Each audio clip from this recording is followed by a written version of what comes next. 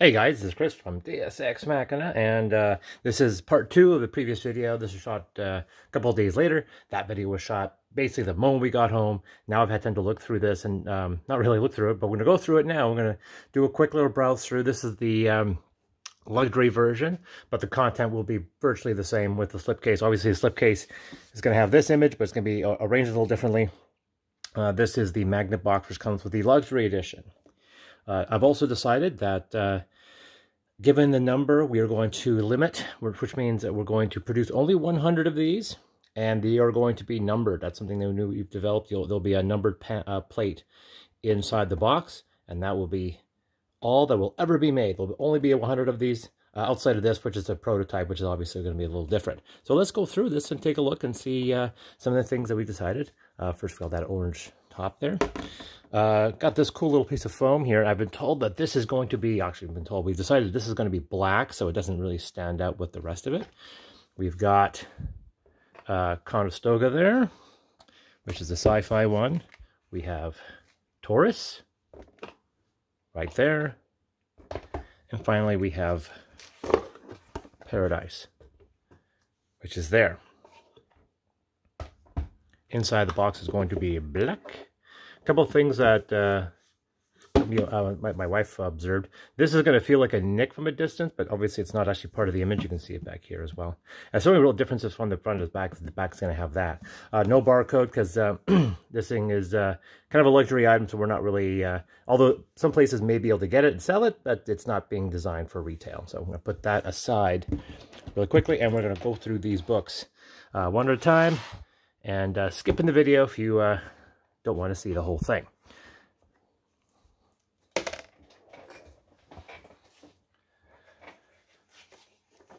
So the first thing I'll comment is the page quality.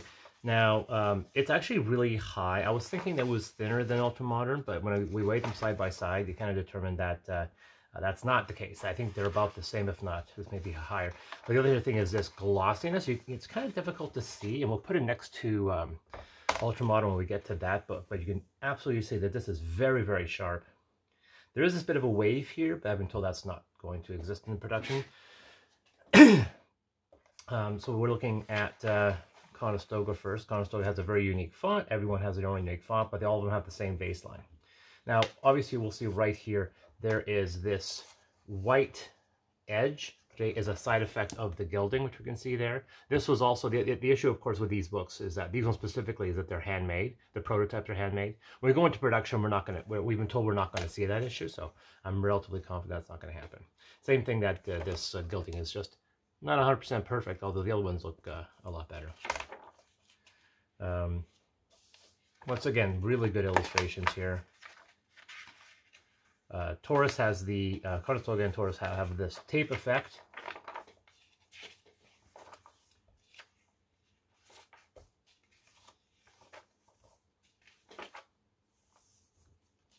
These images here of the houses or nations or kingdoms, what have you, they're one of the few images that are carried over between all of them. And as you also notice that a few times that we have these, taped images. I like the idea of just this being kind of a notebook. I said originally we had a this in kind of a handwritten font, and everyone wanted it to be in a regular legible font. I've been thinking about doing just a side edition that has it handwritten, so we'll see what happens. But the images I wanted to cover up, so I wanted it to make sense that these images weren't going to be overlapping the text. So most of these are covering up sketches, and whenever you see them covering up sketches, they're actually covering up sketches from the other books. And then sometimes you can see the sketches right there. And these are usually either rejected sketches or preliminary sketches of finalized images in other books. So you can't really tell, but that is a Purgatin from Paradise hiding behind there. That's kind of a way of doing a lot of this kind of stuff. I had about a dozen or so variations, so I tried to make them. When I reuse them, which they get reused a lot, it doesn't seem like they're being reused. And sometimes we have this burn images as well. I thought those actually came out quite nice, actually. Here's our techie class. This is the techie class from Ultra Modern, but I decided that there were so many things I wanted to play with the class to get it to fit with Conestoga that it was just easier to reprint it, because I decided that we weren't going to actually force people to have Ultra Modern 5.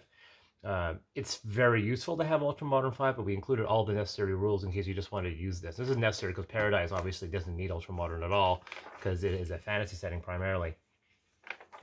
So, and then we have the field field machinist archetype also included as well. Every book has always ends. We always want the chapters to start here, so we have text, like story segments. This is from the novelization, which is coming out very, very, very soon. It was supposed to come out last week. I decided to push it back just so I can do just a bit more tweaking. I've gone through this one enough, so hopefully I'm not going to catch any glaring. And by the way, if you see a shadow here, that's actually the pedestal. It's holding the camera. And I was saying in my previous video that this is a slightly older version of Conestoga. After we did all the updates, after about 2 weeks, I went back and I readdressed the Maker again. I played with a bunch of his abilities. Namely, I redefined the Geo spoiler that his thunder powers actually inflicted thunder damage. And there was a mistake with these. The fact there should be a bridge here and here. And that was a little thing that I missed. I don't know how my artist's going to miss that. So the new Conestoga, the one's going into print, the one you guys are going to have, is going to have all that stuff fixed. So don't worry yourself about that. It is a very interesting class. I wanted to play with the idea of a power-based system. So people say, is it one class? Well, technically it's 4 classes, but they all operate the same. They all have the same baseline. So I call it the Maker class with 4 subclasses. But you could easily call them 4 classes because they do operate very, very differently in their own ways. And then the Tempest, and finally the Thermal. And once again, we play around with the graphical effects. You see a bunch of that right here. And finally with the Thermal, and there's the Thermal there. I'd love to play with thinking outside the box for these classes, potentially in the next Kickstarter, which we'll talk about soon. Conestoga has the least amount of story, most amount of crunch. It's because of these crafting rules. I decided to throw caution to the wind and make this crafting rule the most complex crafting system. They make it easy, but still straightforward to learn, and still also complicated. So we have universal components in Ultra Modern and in Amethyst. We just use widgets, and widgets were this universal piece.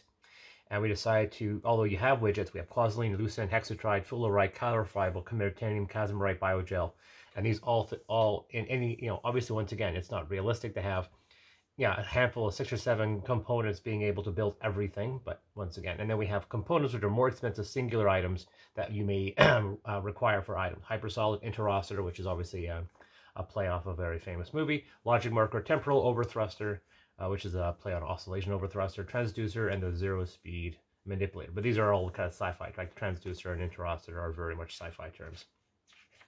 We've also played with these crafting machines, which make things easier. The whole end result is the fact that a techie in Conestoga can build an item about 10 times faster than he could in Ultra Modern 5. And that's kind of the cool thing. This is a small section, which are items that you can't craft, or not, and just not. It wouldn't make sense. Like you could craft soap, but really, what's the point? And so we have these components. So the tables are obviously very large because we have the components for each one. Obviously, if we had regular components, it would just be double column here. Oh, let's turn that on.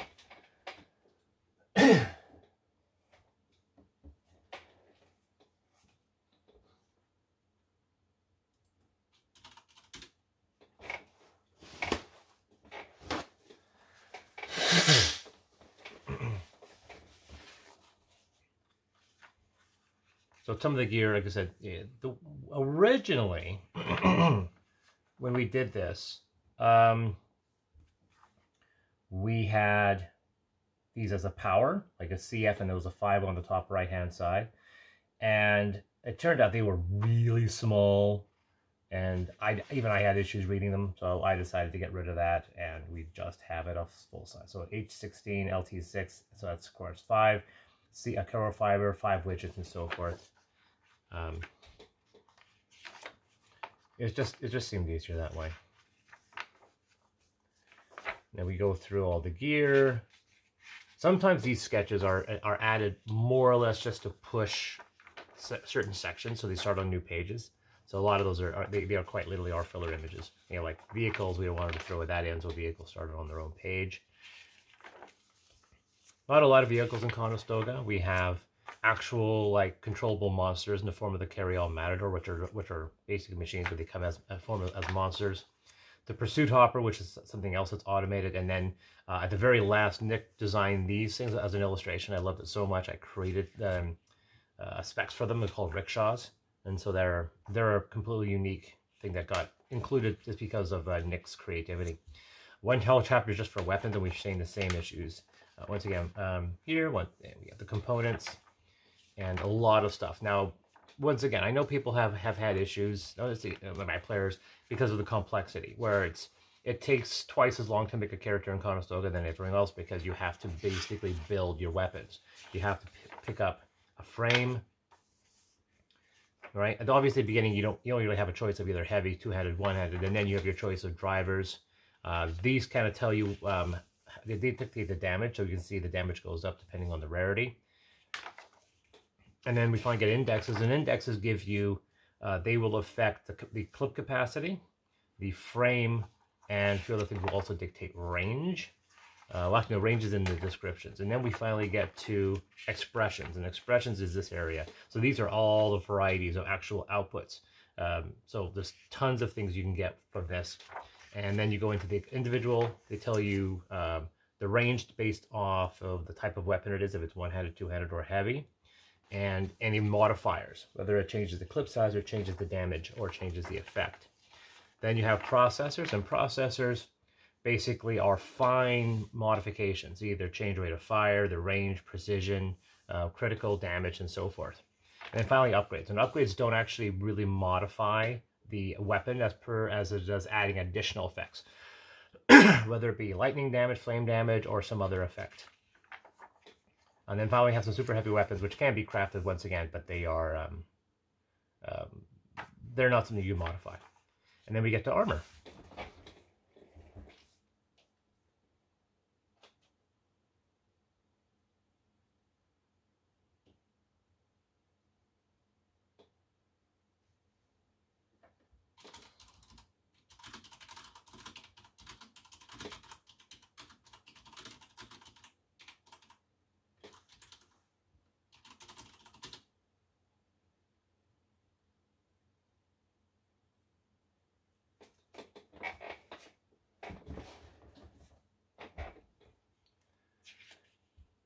So we have armor here. We have the Angel Slaves, and the Angel Slaves are not armor. They're actually like internal skeletons that can go inside of armor and become robots. So we have rules to do that. These only give you physical stats. If you want to have mental stats, you have to get an AI, which you can buy in the gear section. Then we have crutches, which most people will start their campaign with. These are basically the basic armor. They don't really do much on their own, but the point is that they have these hard points where you can buy modifications. They're not as customizable as weapons, but they're pretty good. Once again, there's the gear and all the numbers here. Then we have the light armor, medium armor, and we can see that there's some specifically for Endolons, scabs, and then for humans, for all the different races here as well. Then we finally get into the powered armor, and that's what these shells are. We have all the cages, and then we have all the specific armor. There's actually a lot of them, but some of them are race specific. So different shifts in illustration. We have two artists. We have Memphis, and of course we have Nick. And you can see the style difference between Nick and Memphis. We try to keep them as consistent as possible, but there's just some ways where they're going to be different.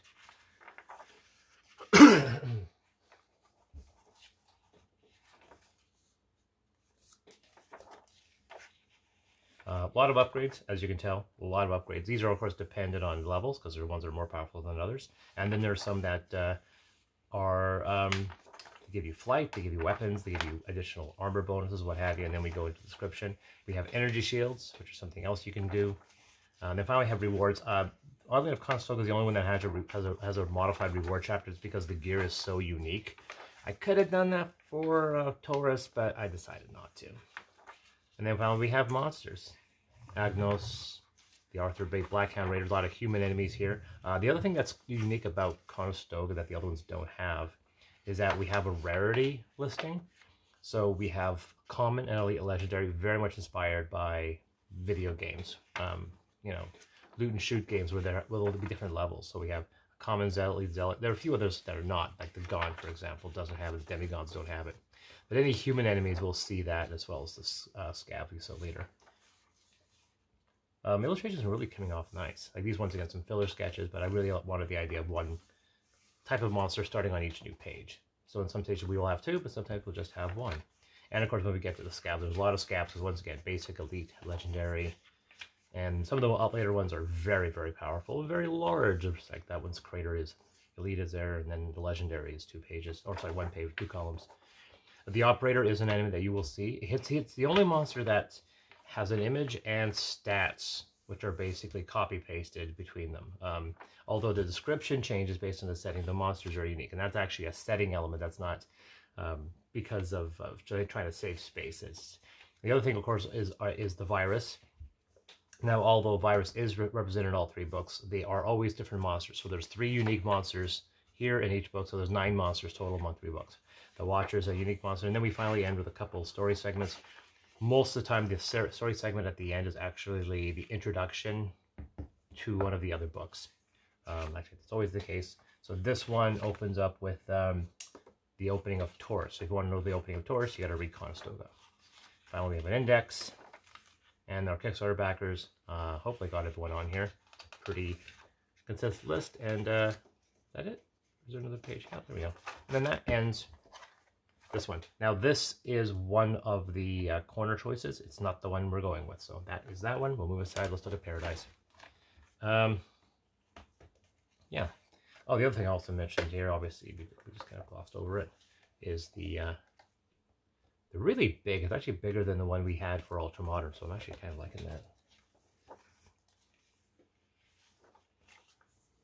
Yeah, I made a point of circling on the page the one that applies to us. I tried to make these interesting, but not terribly intrusive. And if they are intrusive, it's because I'm trying to make a point. Paradise, I think, has the most of the Nyx artwork, where Taurus has a lot of Memphis. Paradise also has, Taurus has the most fluff in story segments. Paradise has the most setting fluff and has more story stuff than Conestoga, but less than Taurus.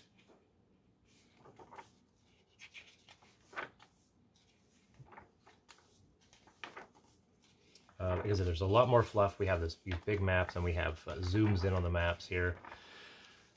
Once again, the flags are repeated. So there's a lot more setting information here. We changed because obviously this fantasy world, they may not have tape, so we switched it out with the wax stamps, which, you know, their believability is up for question, but it is what it is. So the tribe, we have the Aegis, the Daemon, Eidolons, and then we finally added at the last second, after the human uniforms, the Nagamji, and we actually added at the last second the Sentinels based on an illustration that Nick gave us. So we decided to add humanoid, like, or organic-brained robots. That's what they are. A lot of stuff on religion, because there's a big religious element to Paradise. Lots of cool fantasy stuff here. Backgrounds. Like I said, this may look white in the image. It is not white. It is slightly off pink. And that was intentional. No new classes in this section. Basically, any fantasy class will work, and sometimes these storage segments get a bit bigger. We have our class here, the Abyssinian, which is a magic caster that uses sigils. And we see that, or sorry, talismans is specifically the wording. And so there's a lot of stuff on encryptions. So we'll skip through that. That's another interesting little thing we did there. This, you know, once again, that's a sketch from Taurus that someone had scribbled off, and there used to be a piece of paper, but it got torn out. Brands, which is burning sigils directly onto your skin.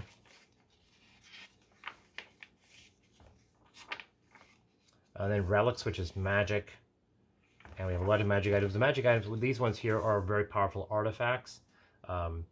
they're included, but I'm not really expecting players to actually wield them. Maybe if they get stolen, they have to acquire them, but these are not items that players are going to be wielding constantly. Same thing with the vestiges. The vestiges are very much inspired by the SCP Foundation. There are multiple classes of these magic items that are very destructive, and very few of them, I like to joke, very few of them are really effective magic items. Some of them are just bizarre, like infinite yarn, but some things like the force bow are very much an applicable, usable magical item that players may use. And then as a joke, one of the things in the tomb is a watcher from Conestoga. There's a few little bleeds like this, and this is one of them. So in the tomb there's a watcher and nobody knows where it came from, but if you know Conestoga, you know where it came from. Spoilers. Shapers are these spheres that can bond to people. They can give them magic abilities, or it could be a protector, like a little bit that follows you around.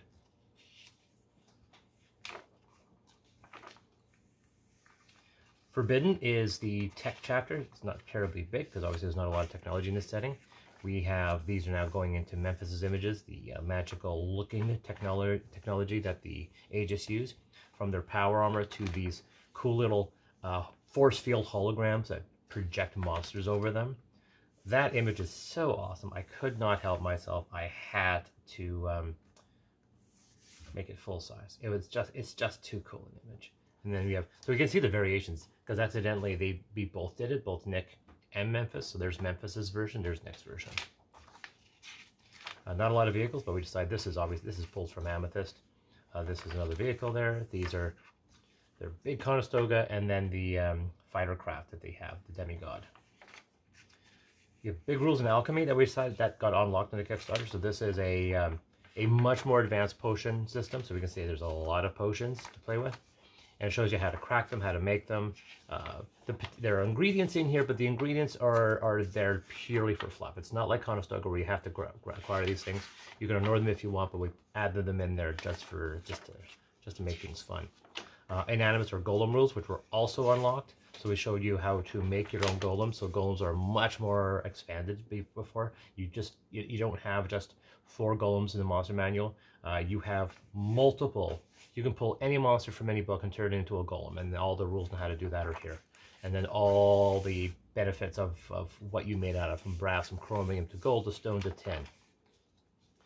And like the mechs from Conestoga, golems, which includes the eidolons, which are living golems, or awakened golems, can have numerous modifications. So these are all the modifications you can give your golem.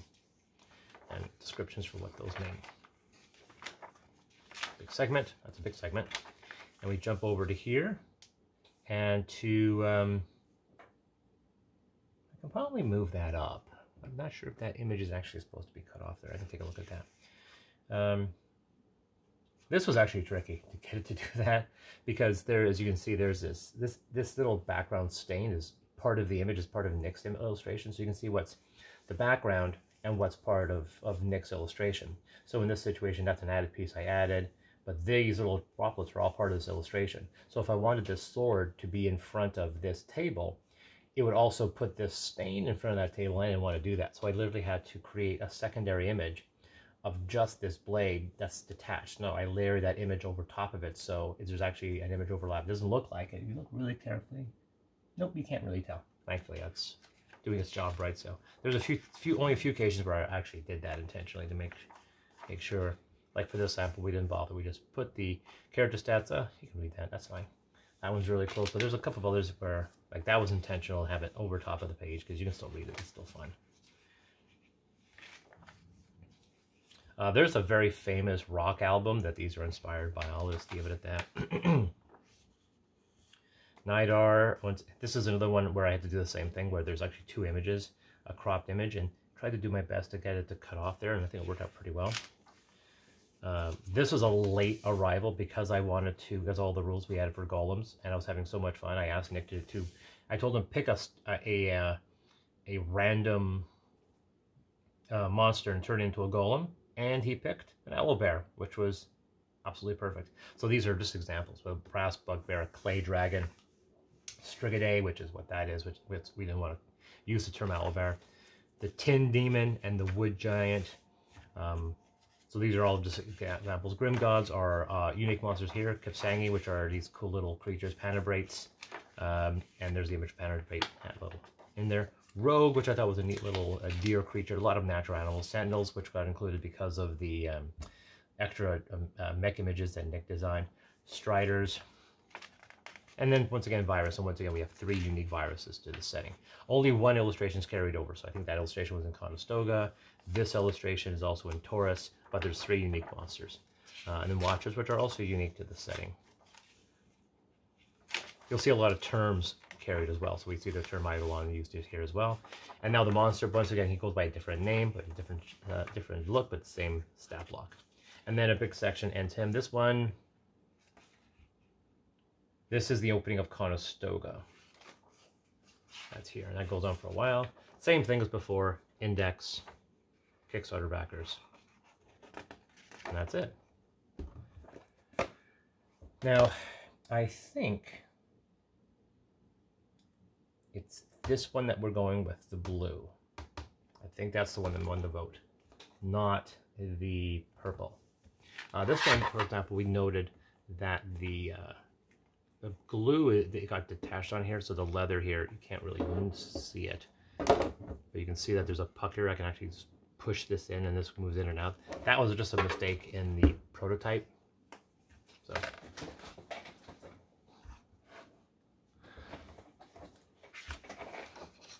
Got a Taurus, which is turning out to be the most popular of the 3 books. Conestoga and Taurus, and Paradise is in 3rd. Once again, new font. That was an illustration. There was an illustration that Nick made that was for Paradise, but he had this technology in here, and I was like, well, that's not going to be Paradise. And then we had this really cool image that showed the inside of the universe, which is somewhere around here. And then I put that in the background to show Nick, and then Nick remodified it. So this was, I think this is one of the better images, but this is a compilation where he's added the donut effect in the background. It wasn't there originally. This is just something that my cartographer, Jeremy Simmons, just decided to etch up, and I decided to use it.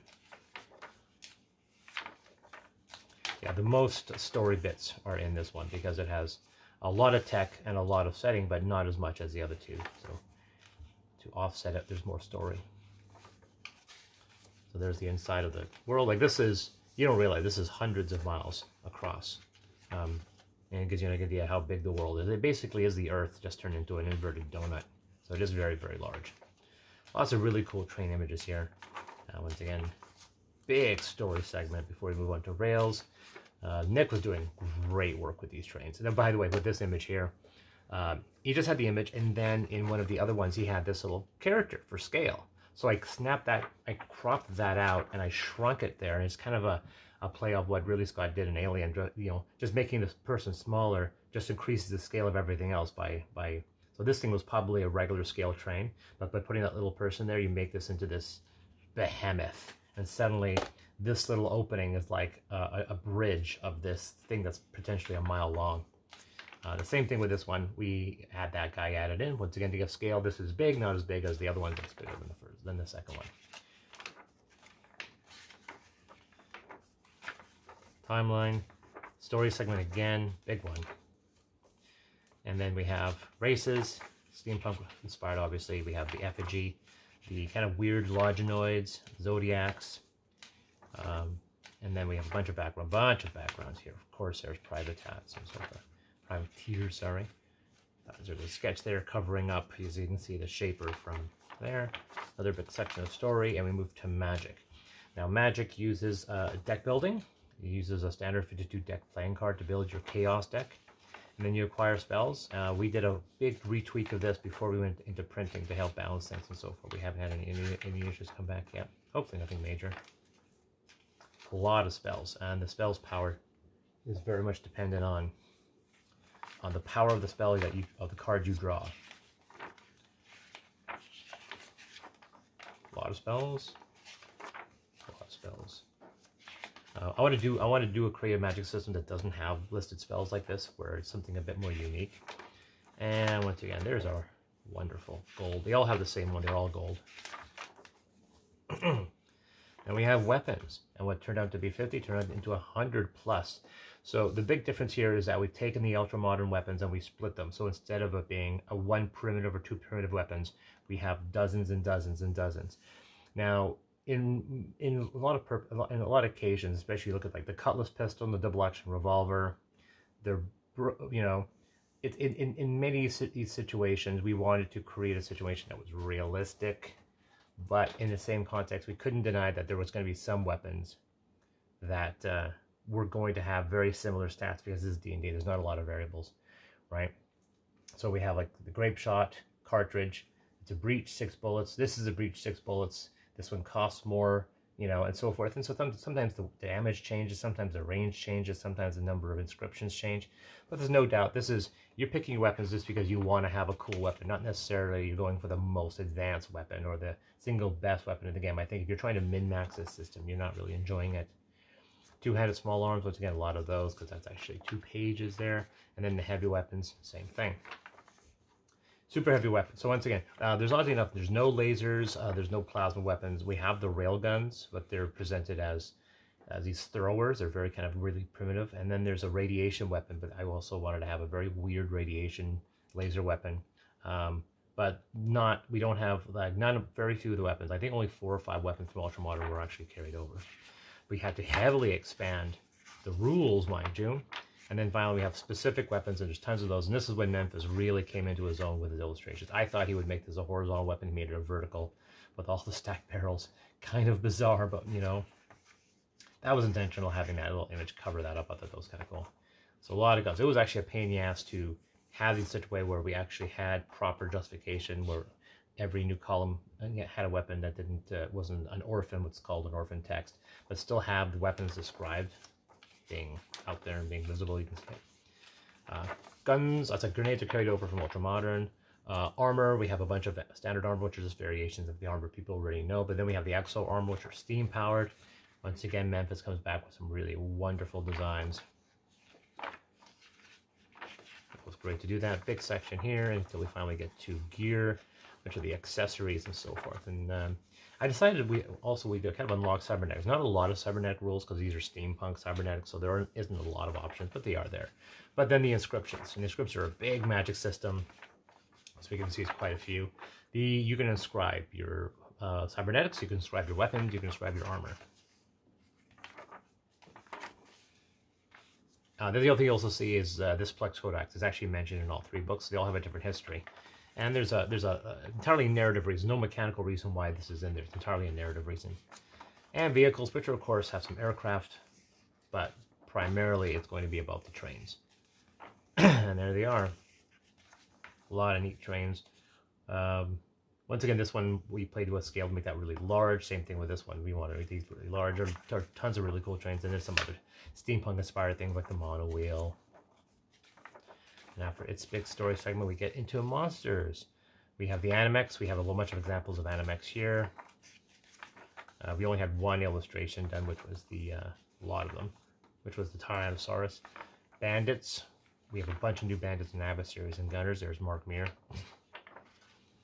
A lot of monsters. A lot of human monsters here. And then we have the rules for homunculus, for creating steampunk homunculus.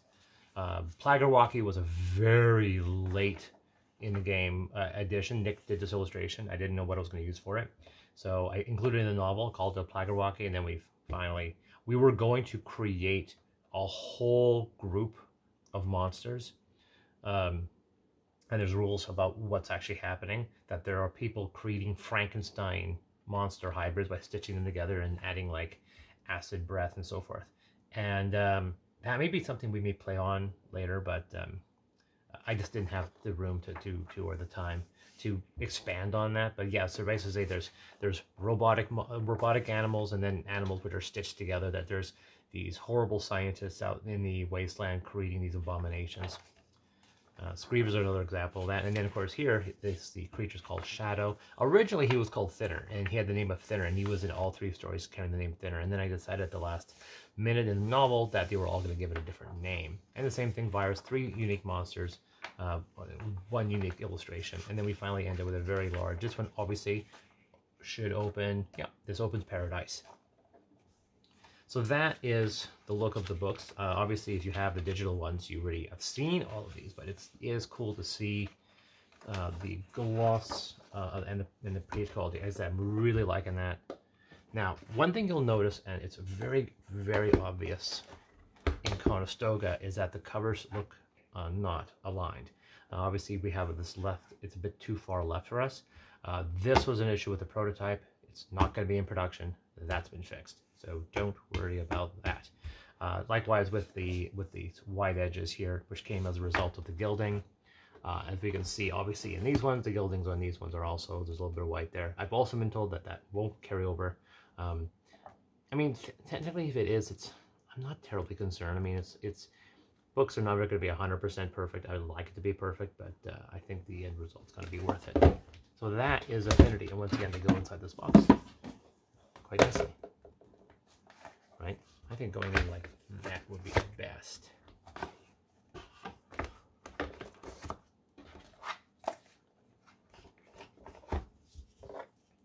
And then that's it. And yeah, in case you're wondering, it's not light.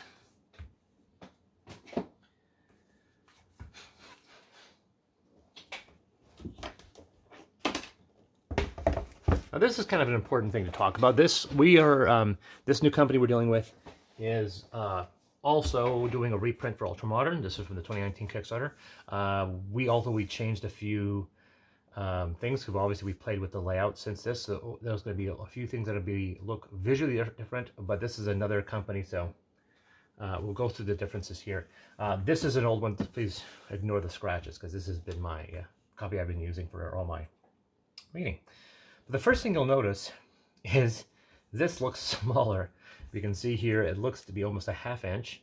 Now I checked the pages. The pages aren't cut off. It's just, it's just how it works. Even when we look at here, it looks thinner. I'm trying to figure out where that is, because once we go inside, we're not going to notice a reduction in page quality. So yeah, this is the new redo. And the first thing we'll notice, in my opinion, I think the Spot UV is a bit better in this version. And we also see the contrast is different as well. Because this one, obviously, there's a lot of blackness. You can actually see this guy is a bit brighter. Also, the Spot UV carries over a bit better, I think. So when the Spot UV carries over here, you notice here it just kind of ends. This one, it keeps on going. Once again, contrast is different on that one. And then this one, the Spot UV continues on across the corner, where in this one it just ends. This one has a barcode, this one does not. I'm not sure if I'm going to bother fixing that. And then up here, the same thing. Spot UV continues, this one, it kind of gets cut off. Now, in my second video, I said that I thought this guy fired out this direction, this guy fired out this way, and clearly that's not true, because they obviously are feeding out exactly the same way. So let's take a look.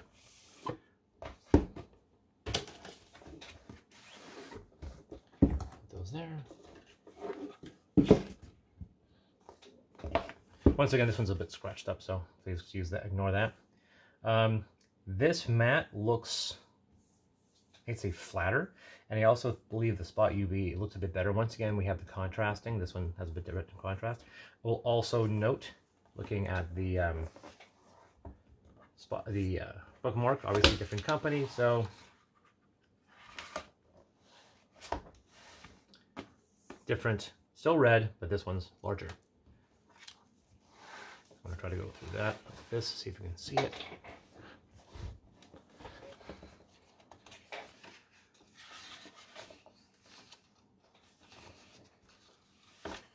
Now, right off the bat, let's just take a look right at the front page. This book also, although this one doesn't get opened that much, so there's something you'll notice right off the bat. Let's see if we can get a good angle on that. Yeah, okay.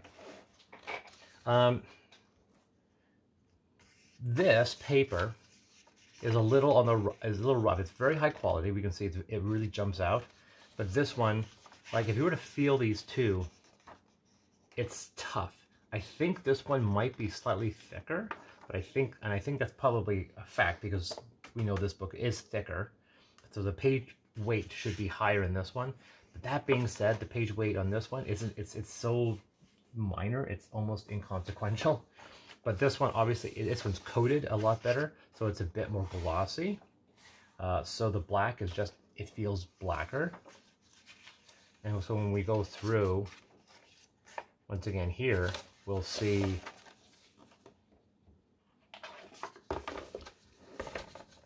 the blue just looks bluer. It's a bit, like I said, the contrast, the image is really quality, jumps out. So I will admit that I'm kind of really liking this new version. Let's take a look at some of the illustrations here.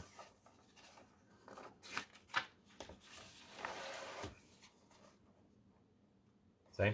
So this one's darker. And once again, if you run your hand over it, you can hear it. This is just smoother pages. The other thing, and this was something that we did in post, and this is another reason why this looks like this.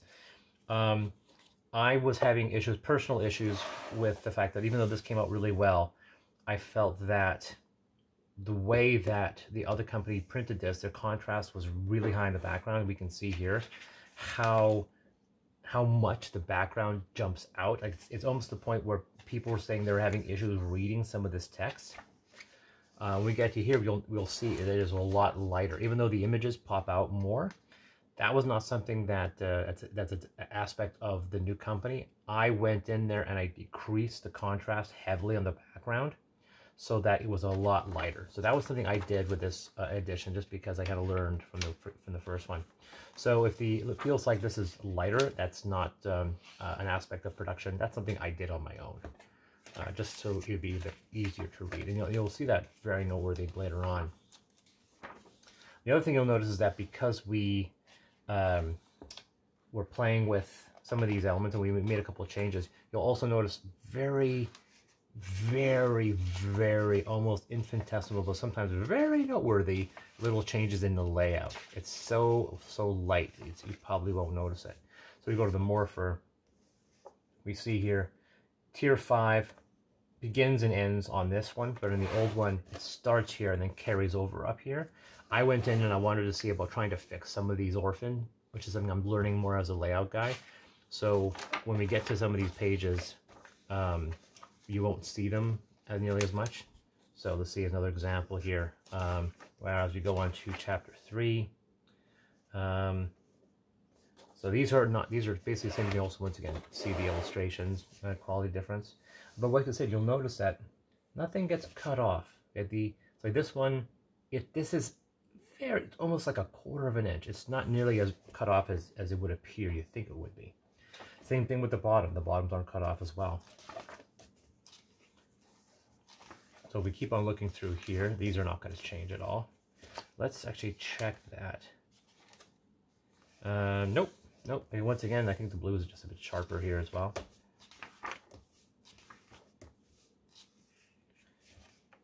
Go into chapter 4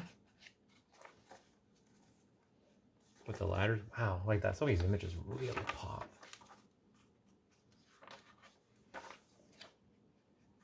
Yeah, so not much changes here. Let's see if there's any other.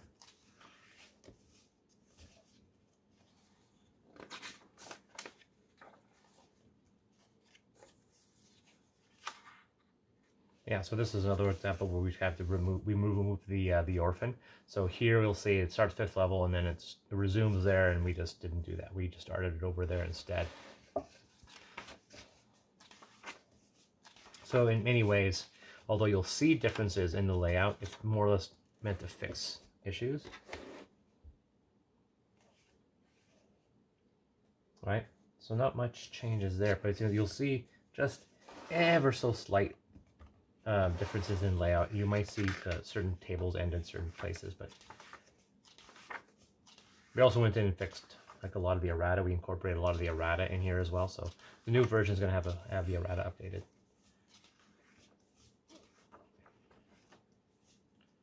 Let's see here. Go through. I also think this book, obviously it has a problem going flat. This it opens up quite nicely. Once again, very strong. I think my previous video was saddle stitch. I do believe saddle stitch is not what this is. This is a perfect binding, I think it's called. That's a bit on my bad.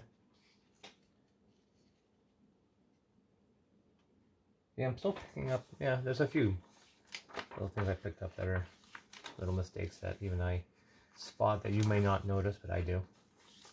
But yeah, the quality of the pages is really nice.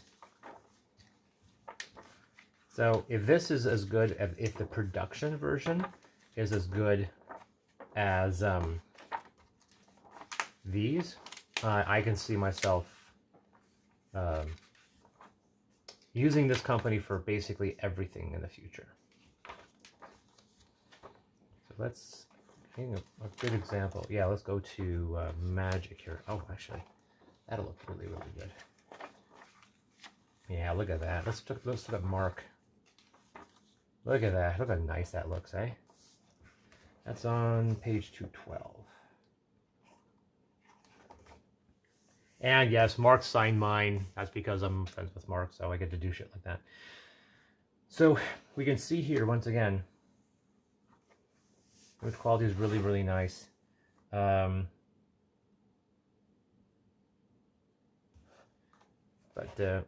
we've changed a few things. For example, like right here, you can see a very good example of how much I've changed the layout in some ways. So, you know, life path starts down here. Here it starts up here on its own column. Class Mega starts around the same spot, but you notice that we've also made it so that things just make a bit more sense on the layout. We move on to this page. We see Playing Omegas, which was here, now starts on its own, right? That's something I very much wanted to do. And class features now begins on their own column, right? So you'll definitely see some slight variations in layout, right? And sometimes things get shifted accordingly, so you can see how much space there is here, how much space comes here. But look at how different the contrast is. Like, look how potentially how difficult it might be to read that and compare it to that, because I've decreased the contrast a lot. And there's another example you can see how much different it is. I can see why that would be difficult. Because unfortunately the PDFs don't show this. It was only when we got the print that I finally see how much this looked. So I'm very happy that I got this chance to see this proof and seeing how much it fixed those problems. I think, yeah, some of these are very dramatic. This one not so much. Monsters are going to look very, very good. Let's get to monsters here.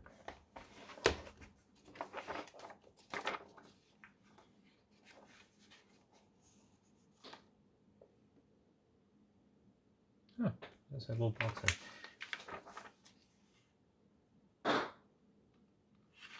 Yeah, that's one thing. That's one thing I noticed. Not sure if that's a big deal, but you can actually see the line where this illustration is, and it's causing a slight.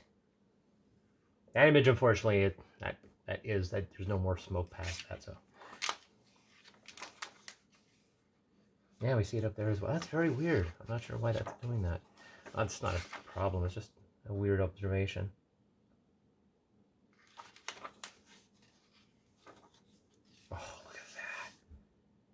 That really pops. Let's see, that one page is 263.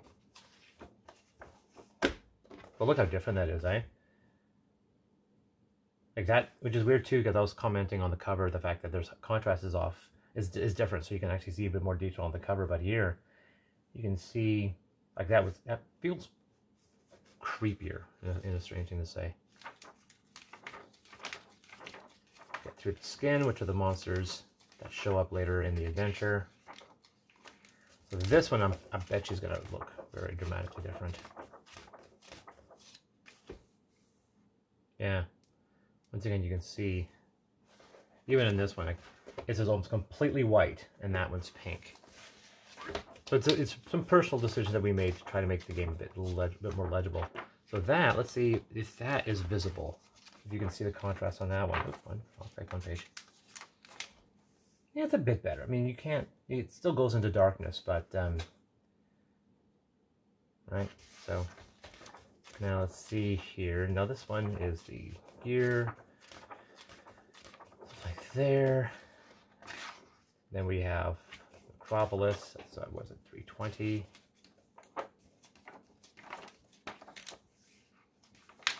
Yeah, we heavily decreased the brightness in the background, or increased the brightness. Actually, what we did, I added transparency. So I made the background more transparent. I lightened it up a bit, so it would look better.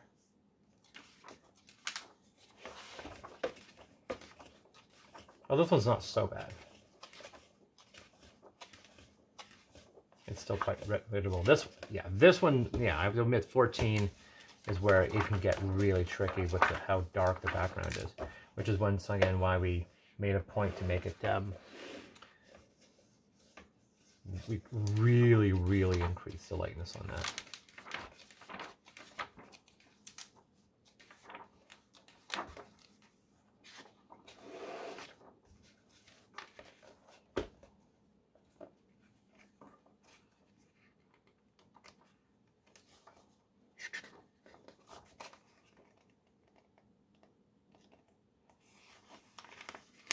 This one, sure, I'll seldom use it because the book, so the pages still stuck together.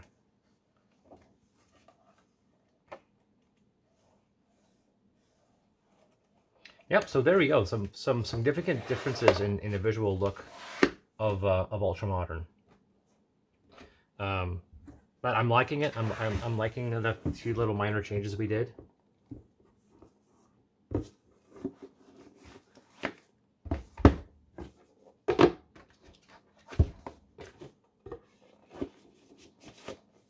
A few of the things also in the box we showed people, we showed their covers. Obviously, this is nothing new. We all know what the covers look like for the alternate print.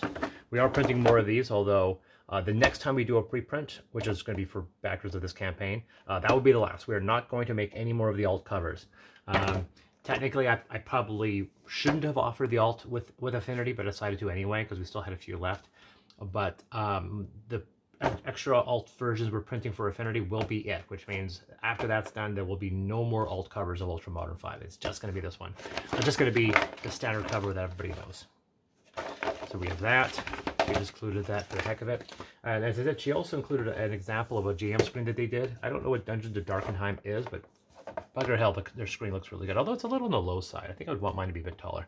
So I think I'd love to offer a GM screen for Amethyst. But the big thing we showed, obviously, were these lenticular images. Now, you can't really